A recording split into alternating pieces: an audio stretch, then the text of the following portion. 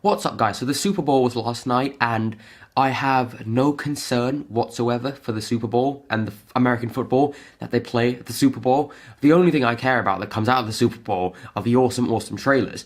And here I'm just going to break them down, I guess, because I obviously didn't get a chance to react to them because I'd woken up. I live in England, so I woke up and they were all out for, they've all been out for like hours and hours, so there's not really no point anymore. So I'm going to do sort of like a recap video, a short recap video of all the great trailers that were released. Starting off with Jurassic World 2, this one was pretty good. It wasn't anything mind-blowing, but it was definitely better than the first trailer we got, which I felt was not very well put together at all. This one had some really intense moments, and the opening shot was pretty spectacular, I have to say.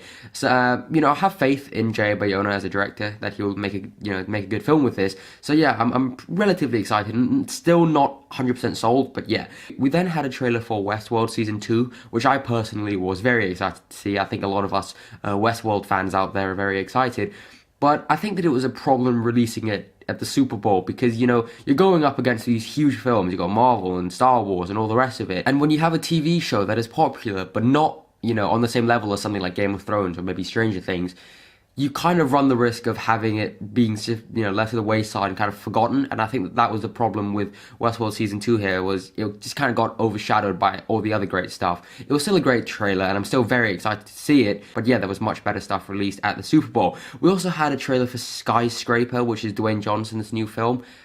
Again, I'm not that interested. It looks like just another average The Rock film that is like a die-hard rip-off. The one thing that does make me excited, though, is that this film is shot by Robert Elswit. He's a very underrated cinematographer. He's done a lot of work with Paul Thomas Anderson. He did the previous 2 Mission Impossible films. At least it's going to be good-looking. Next up, we have a short 30-second spot for Infinity War, which is, you know, getting into the big ones now.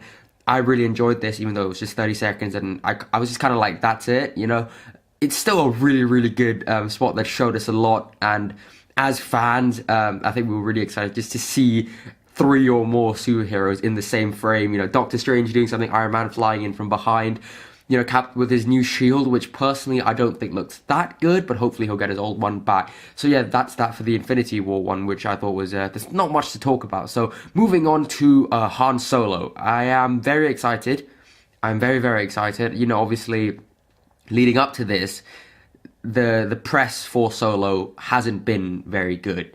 You know, people saying that because of the reshoots and because they had to change directors at a very late point, it might not be very good. Some people were saying that Alden Ehrenreich couldn't act, so they had to get him acting coaches.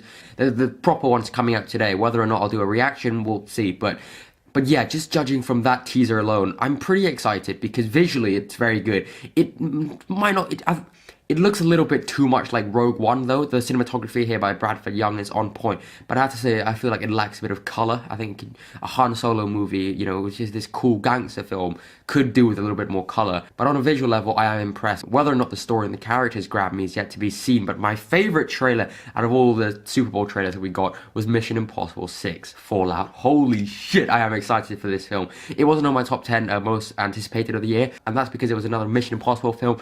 You know, like, what more could they do? But of course, you have Henry Cavill and probably the most famous mustache of all time, and a super well edited trailer. I mean, the music, the editing, everything was just so good. In fact, I'm probably gonna do a trailer mashup based on this. I don't know what I'm gonna mash up with. Probably John Wick, because this one definitely has a lot of John Wick vibes visually, a lot of scenes that are quite similar to John Wick films, and the music and everything's very good. So I guess that's going to be this week's trailer mashup.